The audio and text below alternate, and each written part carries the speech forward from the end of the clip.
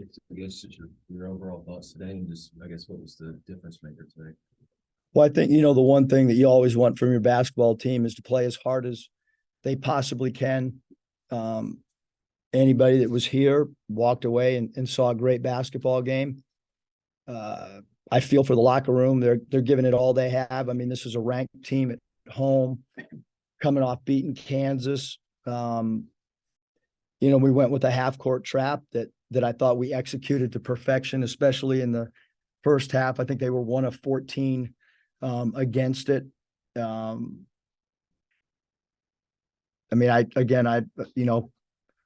Mikal Mitchell was supposed to be out over a week and a half to 2.5 weeks. He comes, misses one game and suits up and gives us great minutes on a bad ankle.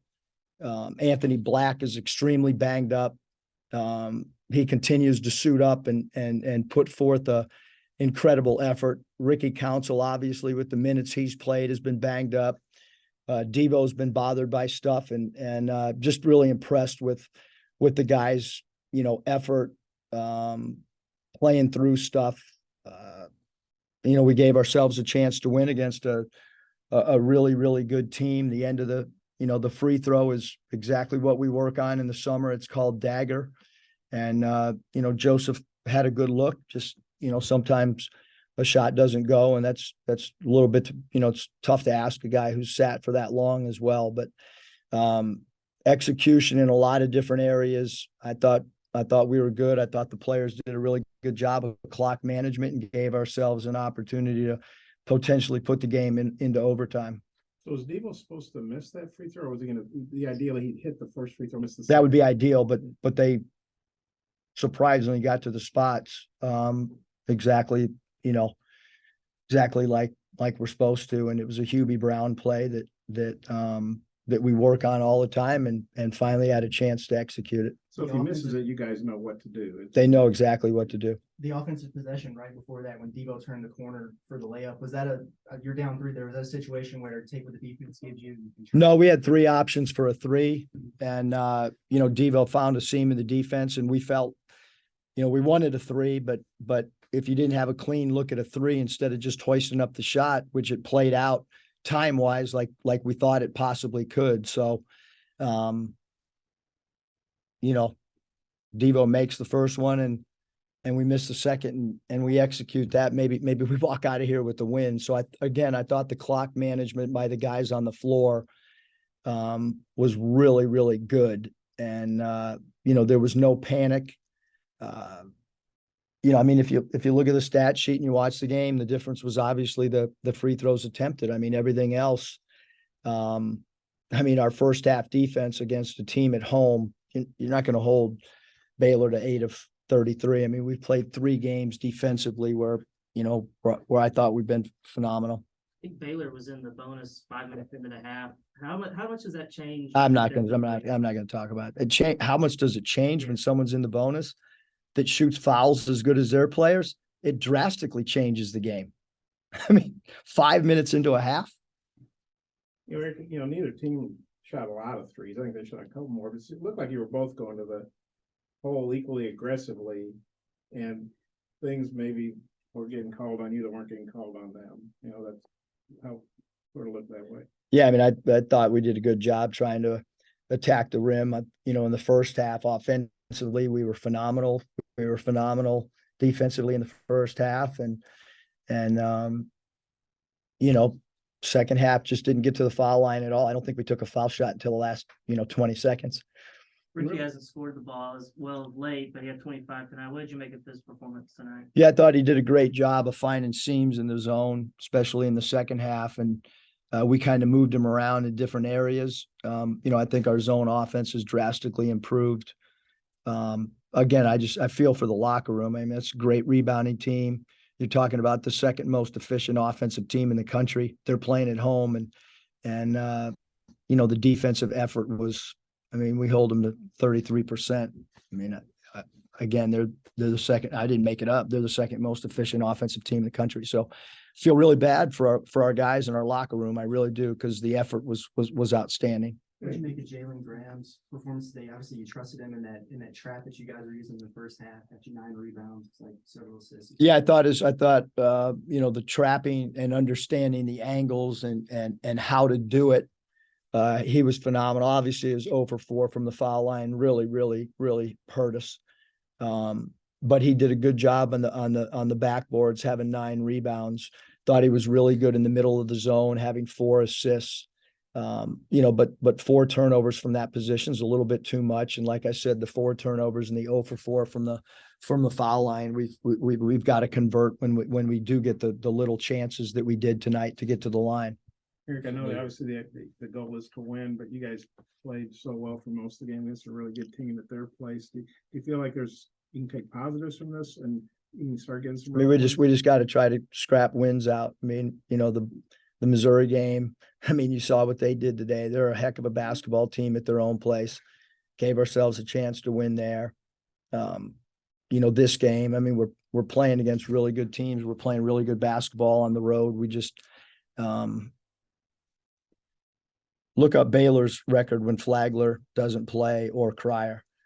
Look up Creighton's record when their center doesn't play. Those are just one guys at a time not being out. So, should our fan base, like not winning games? Absolutely no. But I do feel that the respect for how hard an undermanned team is playing, a team that's banged up, continues to fight and scrap. And I, really proud of how hard our team has played, especially of late. There's no team that can play harder than what we played tonight. And I'm sure that Baylor would say the same thing about our effort. It was your first technical season. Looked like McKell had pretty good position there. I mean, I don't want to comment on the refs just because it's not worth it. You mentioned AV playing through some pain. What's that show you about a freshman to play 35 minutes like tonight?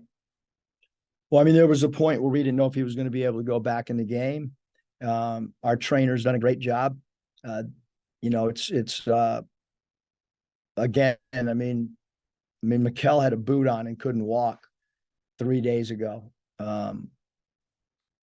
And so we have a group of guys in uniform that are just, I mean, again, playing through injuries.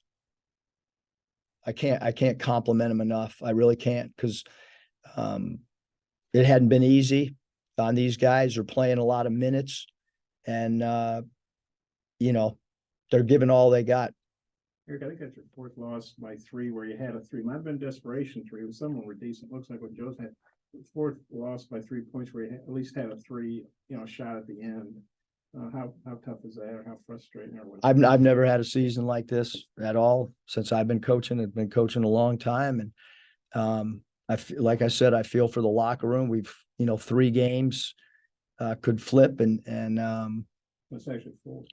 4, whatever. Yeah, but I mean, I don't. I hope we can figure out a way to continue to get better. What you think of George out there, freshman? Oh, he's phenomenal. I thought, I mean, he just rose up, knocked down his foul shots, has an incredible looking shot. 24 points in 32 minutes. I mean, he's a really, really, really special player. Really special player. Got another quick turnaround and travel. We'll ask some Mississippi State questions. I'm sorry, Texas A&M questions. Yeah, Coach, what is it about Texas A&M style of play that made them maybe a difficult matchup over the course of the last couple of years? Well, I think they're a difficult matchup for everybody. I don't think it's just us. I mean, you look at what they did last year to end the season. A pretty difficult matchup for everybody, the way they won towards the end of the year. I think they have a veteran team. They really know their roles. They play their roles. Taylor's a guy that can make threes. He's got really good quickness.